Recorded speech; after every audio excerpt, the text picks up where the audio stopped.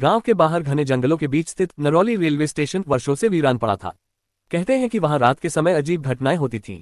ट्रेनें तो वहां रुकती थीं, लेकिन स्टेशन पर कोई कर्मचारी नहीं था। लोग कहते थे कि जो भी वहां नौकरी करने आता, एक रात से ज्यादा टिक नहीं पाता। एक दिन रेलवे विभाग ने वहां एक नया स्टेशन मास्टर नियुक्त किया, अमरेश वर्मा। अमरेश को भूत प्रेत की कहानियों पर यकीन नहीं था। वह सोचता था कि लोग बेवजह अंधविश्वास फैलाते हैं। नौकरी की मजबूरी थी, इसलिए वह अकेले ही नरौली स्टेशन पर आ गया। स्टेशन की हालत जर्जर थी, टूटे हुए प्लेटफॉर्म, धूल से अटी टिकट खिड़की और खामोशी जो हर ओर पसरी थी। दिन में कुछ यात्री वहां दिख जाते, लेकिन जैसे ही शाम होती स्टेशन सुनसान हो जाता। गांव वालों ने उसे चेताया, बाबूजी, सूरज ढलने के बाद यहां मत रहिए, नहीं तो अंजाम अच्छा नहीं होगा।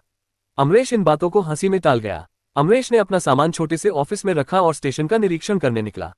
चारों ओर घना अंधेरा था। हवा में अजीब सी गंध थी, मानो कुछ सड़ा हुआ हो। अचानक उसे एक सिसकी सुनाई दी। कौन है वहां? उसने टॉर्च जलाकर आवाज की दिशा में देखा। कुछ नहीं था। वह वापस अपने ऑफिस में आ गया और रजिस्टर में एंट्री करने लगा। रात के 12 बजने वाले थे। अचानक खिड़की के बाहर किसी के चलने की आहट सुनाई दी। वह चौकन्ना हो गया। धीरे धीरे कदमों की आहट तेज होने लगी। अमरेश ने बाहर झांक कर देखा, लेकिन वहां कोई नहीं था। अचानक स्टेशन की घंटी अपने आप बज उठी। ये कैसे बज सकती है? अमरेश का दिल तेजी से धड़कने लगा। उसने सोचा कि शायद कोई ट्रेन आने वाली हो, लेकिन दूर दूर तक कोई हेडलाइट नहीं दिख रही थी। तभी किसी ने दरवाजा खटखटाया। कौन है? कोई जवाब नहीं आया। उसने दरवाजा खोला, बाहर कोई नहीं था। लेकिन तभी उसके कानों में किसी की धीमी सी फुसफुसाहट पड़ी। यहां से चले जाओ। अमरेश का शरीर पसीने से भीग गया। वह तेजी से अपनी सीट पर आकर बैठ गया। तभी अचानक दीवार पर टंगी पुरानी घड़ी जोर जोर से चलने लगी, टिक टिक टिक टिक।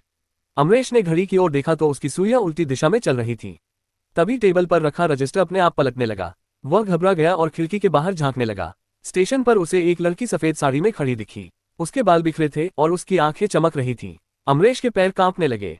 उसने आंखें झपकाईं और जब दोबारा देखा, लड़की वही थी, लेकिन अब वह हवा में तैर रही थी। अमरेश को लगा कि वह सपना देख रहा है, लेकिन तभी लड़की ने ठंडी आवाज में कहा, तुम भी भाग जाओ, वरना तुम्हारा हश्र भी उन्हीं की तरह होगा। अमरेश ने कांपते हुए पूछा, कौन? लड़की की आंखों से खून टपकने लगा। जो भी यहाँ रुका वह वापस नहीं गया। अचानक हवा तेज हो गई। खिड़कियां जोर से पटकने लगीं। अमरेश ने अपनी फाइलें समेटी और वहां से भागने की सोची। तभी ऑफिस का दरवाजा अपने आप बंद हो गया। पीछे से किसी ने उसकी गर्दन पर ठंडी सांस ली। यहाँ से भागो! अमरेश ने जोर से चीख मारी और धक्का देकर दरवाजा खोला। वह भागता हुआ स्टेशन से बाहर निकला, लेकिन जैसे ही वह सीढ़ियां उतरने लगा, किसी ने उसका पैर पकड़ लिया। नीचे देखा तो कई सड़े गले हाथ जमीन से निकलकर उसे खींच रहे थे। अमरेश ने पूरी ताकत लगाकर खुद को छुड़ाया और दौड़ता हुआ गांव की ओर भागा। पीछे से स्टेशन पर किसी के हंसने की भयानक आवाज आ रही थी। सुबह जब गांव वालों ने स्टेशन की ओर देखा तो अमरेश वहां नहीं था। वह रातों रात ट्रेन पकड़कर शहर लौट गया था और कभी वापस नहीं आया। आज भी नरौली स्टेशन वीरान पड़ा है, और जो भी वहां रात गुजारने की कोशिश करता है, उसे फिर कभी कोई नहीं देखता। अगर कहानी पसंद आए तो चैनल को लाइक, शेयर और सब्सक्राइब जरूर कीजिएगा।